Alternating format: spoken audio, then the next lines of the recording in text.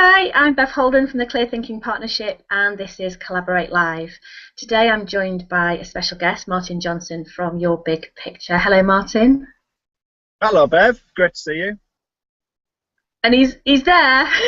He's out in the sunshine. Aha, there he is. Martin's our special guest today. We've known him for a little while. He hunted us down after one CIPD exhibition when we visited his stand when he was in the early days of launching his collaborative tool onto the market, which is called Big Picture. So since then we've worked together. You might have bumped into us at World of Learning, or perhaps at Learning and Skills at the exhibition there, or you might have been in a training room with us whilst we've been teaching you how to use Big Picture. So there's a bit of a history of collaboration between Martin and Clear Thinking, and because Martin has a particular product that helps people collaborate differently, that's one of the reasons why I thought it'd be a really interesting contribution from Martin as part of the series. So Martin, you're in the sunshine, it's looking very lovely and hot there, and I'm going to get straight into the first question. So will you share a little bit about your most memorable or most successful collaborative experience? Successful. I think some of these collaborations I'm doing have not yet reached their full conclusion, but I think going into rooms with people when I was developing Big Picture, getting some feedback. That's a train going past, by the way, but let's not that put us off. I am outside. So there's been situations where I've been developing with Big Picture. One situation springs to mind where there's a set of business coaches and consultants in the room, and I'm thinking about what I can do to engage them up front. And when we come in the room, there are certain things that I did that day that have stayed with me to this day. And I think if we go on in this call to talk about what those conditions were, but I think the attachment, the emotional attachment people make with collaboration, I think it's a really primitive and natural instinct to want to do it. I think the conditions have got to be right to do that. And on that day with those business coaches, I think I found a little formula that I've been using to develop Big Picture. But it's definitely the emotional side for me and the primitive and very human form of collaboration that I think we all want, but sometimes we find it hard to achieve because the conditions are not right. Okay, that's really interesting. So tell us about this very natural inclination towards collaboration that you've observed. Yeah, so my little formulaic approach, whilst I say it's human, for me there's always a little framework of thinking around it in terms of how you judge and how you go looking for those things. So I see it as a bit of signing a contract with someone. So you're going into you're almost asking for their authority or their permission, if you like, to collaborate. So I think whilst there's nothing written down on paper, when I've actually thought about it, it's a bit of a pre-contract. You're going into something and you're both up for it and you're going to put everything you can into it. And I think three things have got to be in place to do that. I think the thing that's going to pull you through is the outcome, the promise of the benefit, the goal at the end of it. And coming from a background of analysis into a world of marketing and sales for Big Picture, you know, I fully understand now that if that outcome and that benefit isn't at the end of it, if that promise or that carrot or whatever it is to pull you through, then actually the amount of effort you put in is always going to be limited and you're not going to achieve it. So I would always be looking to think and challenge myself and whoever it was seeking that collaboration. What actually is it? What's the end goal? And that can be in a number of forms. It doesn't have to be financial, and probably it won't be. It could be, for me, it's the promise of probably learning more and being a better individual in a business because of it, helping both me and whoever it is I'm collaborating with. So that outcome, that value has got to be there about where you're going to go with it, and that would be the first essential element of, for me, collaboration. That's got to be your first stepping stone. So that's the first section heading in the contract that I'm about to sign, theoretically, with whoever I'm working with, even if it's just a verbal acknowledgement or nod of the head. The second thing is I look for, there's no point having that outcome defined and that goal if you haven't got the shared knowledge or any overlap in what you know with the other person. So to me, there's always instinct in my mind as to how we overlap in terms of our knowledge. Now, again, that can be on a number of levels. It could be at the value level, which is probably the most powerful, because if you share values with somebody, you can probably do just about everything. You may need to acknowledge you have to go off and do some work, but you can always come back. But generally it can work best where both the values and there's some content area that is shared, whether it's business knowledge or something to do with a customer or something to do with a product or something that joins you together. So there's got to be that shared overlap. That's going to make the conversations more interesting because they're going to bat about between the two. And I think that's the second of the three things in this contract that I seek to sign before going into it. The third, and you'll see the links with big picture, but it doesn't have to be that. But I really believe in this one passionately, that people want to collaborate and they want to get together, but it's a bit like the brain being a bit lazy. It often doesn't, it can't be bothered finding the common framework and way of doing it, so it often fails for that reason. My belief is in all our minds, if we give ourselves on the table a simple framework and way of thinking that is reasonable and accessible for people, then what they'll do is they'll look at it and they go, well, that feels right. It might not be perfect, but it's about right, and that's good enough for actually me to externalize some of the thoughts I've got internally and get out on the page. And of course, as soon as that's outside on the table or on the wall or over the web, once that framework is agreed between people, then I think we are in a state to say, right, let's sign this contract and get down and get some collaboration done. Now, whether that's explicit or not, those are the three elements. It's the shared value or outcome, the shared knowledge that you might have in any form, and you need the glue that binds it together, which is the simple framework. I mean, your knowledge of big picture will know why I believe firmly in them, and it comes out for me via the product, but it doesn't have to be. I run other sessions that don't use the product, but equally still use those three elements. And that's where I'm at with my little formulaic-based contract. Wow. Okay, that's really fascinating, and particularly, I just want to pick up on the thing you said around point 2 about shared knowledge and there being some kind of overlap. What happens when you bring people together who don't have that? So where does that play a part, or is it always the case that there is an overlap and it's just a case of discovering it? Yeah, I think the type of sessions I've been in where there is no overlap is what tends to happen is if you look on a kind of timeline across the page and where that collaboration and where those are really effective conversations are going to happen to take things forward, what you tend to find is, to me, those conversations won't really happen until some pre-work. So what you end up what you end up doing is using that meeting to do something else other than effectively collaborate. You can take it up to I think the values level and come back down from that, but to me, in terms of effective use of time, I probably wouldn't be promising people the benefits of collaboration and working together if I hadn't explored what that shared knowledge is. And if I don't find it through conversation or email and I don't feel it's there, I would probably be reacting or reflexing towards saying, we need to find out maybe some knowledge about this, what are we using as our reference points? Because I think having that shared and agreed allows us to then take it into the conversation. Okay, so it's really interesting that you have that platform, and it's that platform that you need, that formula that is in place, and then it allows the collaboration to take place. So I really like your explanation of that.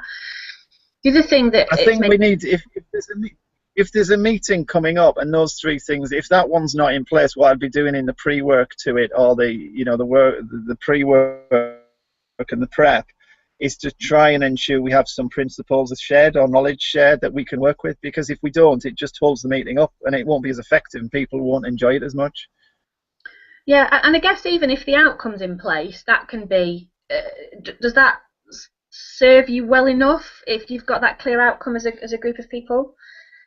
I want all three. So what I'd be doing is I don't mind holding my hand up and saying, and I think people like it sometimes, is this potentially won't work as well as it should if you don't have these things in place. I would actually call a halt to it and wait till that prep was in place. I wouldn't run it as a collaborative session if that maybe wasn't in place. So as an example, let's just explore it a bit. If I was running a session, whether it's online or face-to-face, I'd be using those techniques of what are the principles, what are the assumptions going into it, what are your backgrounds. Let's spot some areas of shared interest. and it could be generic terms such as learning and development rather than a specific area of the business to do that. It doesn't have to be a specific product or team knowledge. It could just be a knowledge like we work around, from my analysis background and your learning and development background, probably the thing that draws those two things together is knowing how a business can go from A to B. So there's enough shared knowledge there. It doesn't have to be the obvious product or team knowledge. It's just being quite ruthless and analytical in how you pick that off. And in my mind, I might make a note or two which areas are going to work. And that does form a part of my formula, because if in the past, if I've started doing a session without those things in place, I mean, there was an occasion, wasn't there, World of Learning, where I had a horrific experience with one of my open sessions where I thought it would just happen, where I was collaborating with, strangers who weren't there. There wasn't a shared outcome or value. People really didn't care. The shared knowledge I didn't have a clue about, and I didn't have time to establish the simple framework really in the time that I had. So it's no surprise now looking back that didn't work. Yeah, sometimes the powerful learning only comes when you go and experiment and play around with stuff. So yeah, that's really interesting.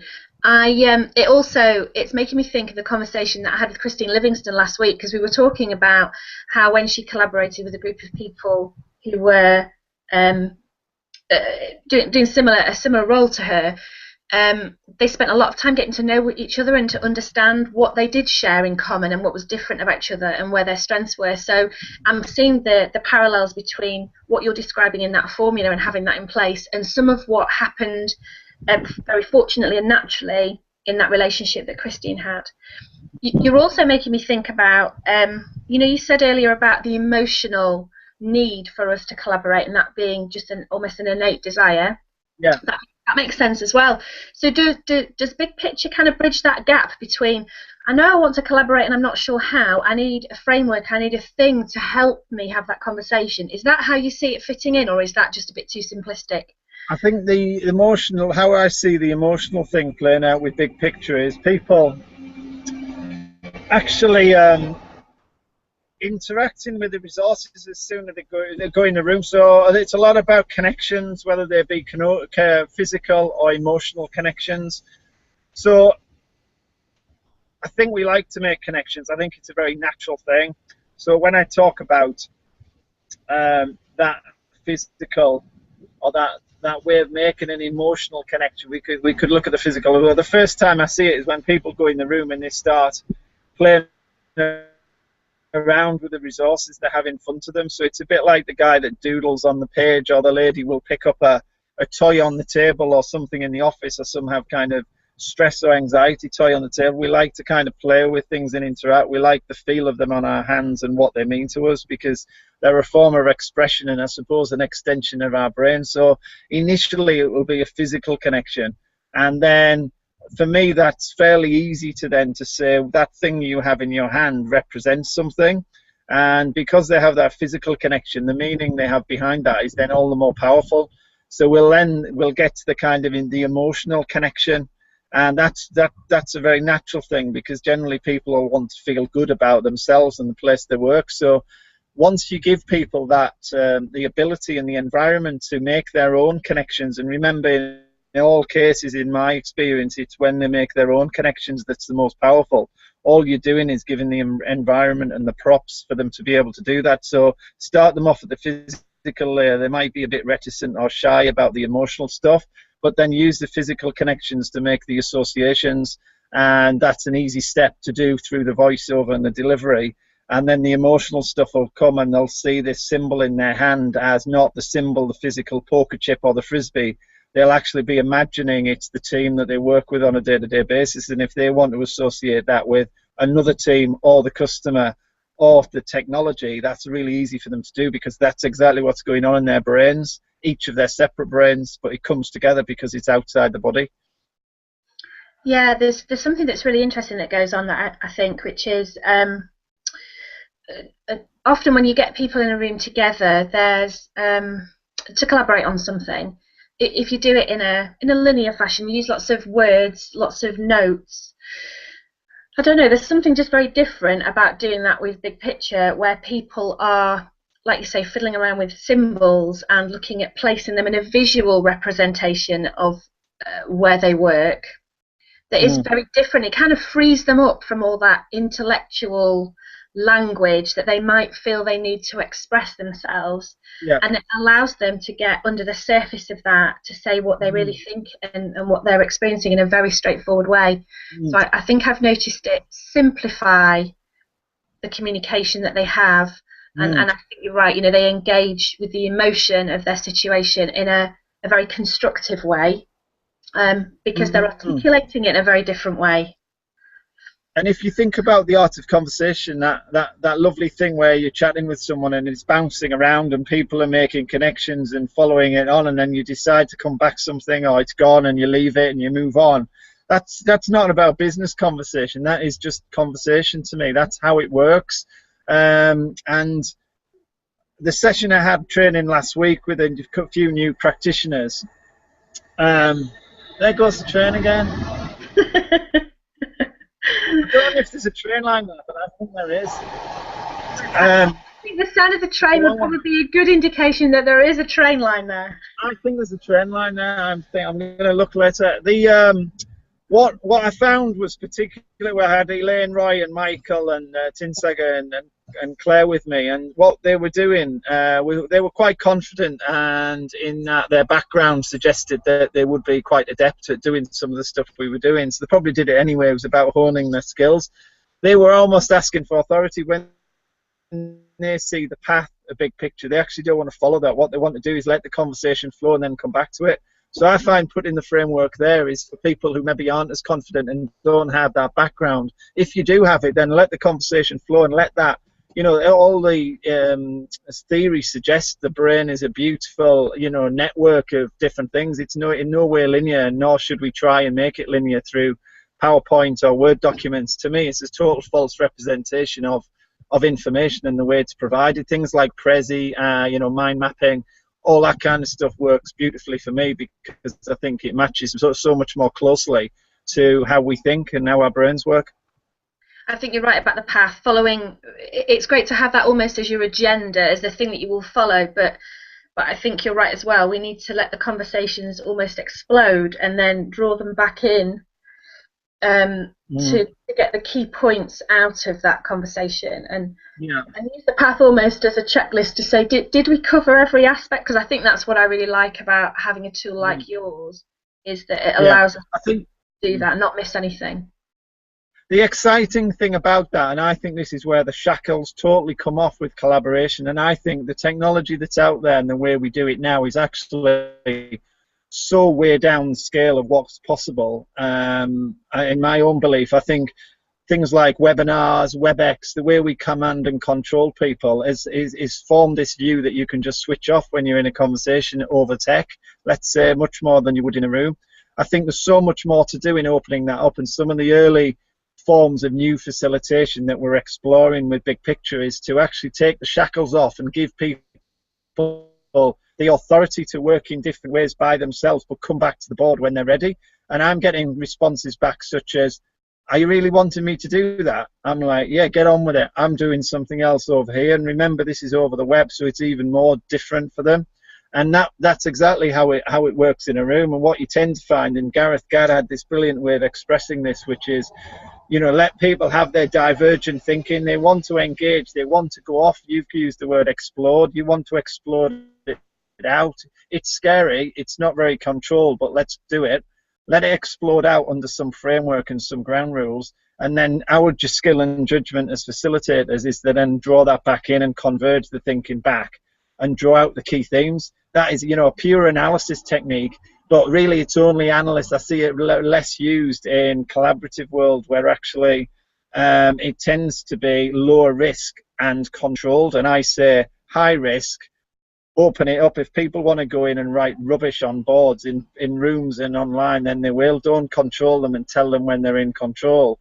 Leave the shackles off, open it up and let them do what they want, and then control it through the skill of the facilitation. Yeah, it makes sense. Okay, I'm going to ask you a final question, Martin, which is about who would you love to collaborate with if you could choose anyone on the planet? And that's an easy one for me, an absolute hero of mine, and I'd love to spend any amount of time with him. I'm fortunate enough to have met him. Edward de Bono is, for me, the king of making things simple. He fully, I'm a kind of his disciple, and I would love to collaborate on with him on something that is do what he does best, which is a hugely complex area of the world's information. Could be tax. Sounds a bit dull, but it's a massively complex area that affects everybody.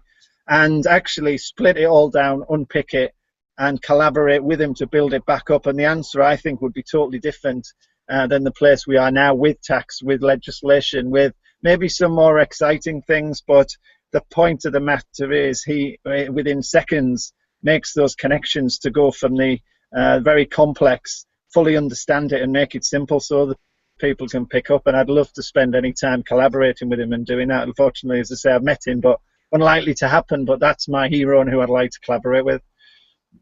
That's fantastic. Thank you very much, Martin. Absolute pleasure to talk to you as ever. Really always interesting to hear your insights around collaboration and how it plays out practically in everyday life, and the passion that you have for helping people collaborate as well. It really comes through in abundance. So thank you very much. Thank you for the opportunity. You're very welcome. And so this is, I think this is the 6th episode in our series. We're going to take a break next week, but we'll be back the week after with Julie Drybreath from Fuchsia Blue, who'll be talking to us about collaboration then. So for now, this has been Collaborate Live. I'm Bev Holden from the Clear Thinking Partnership. Thank you very much.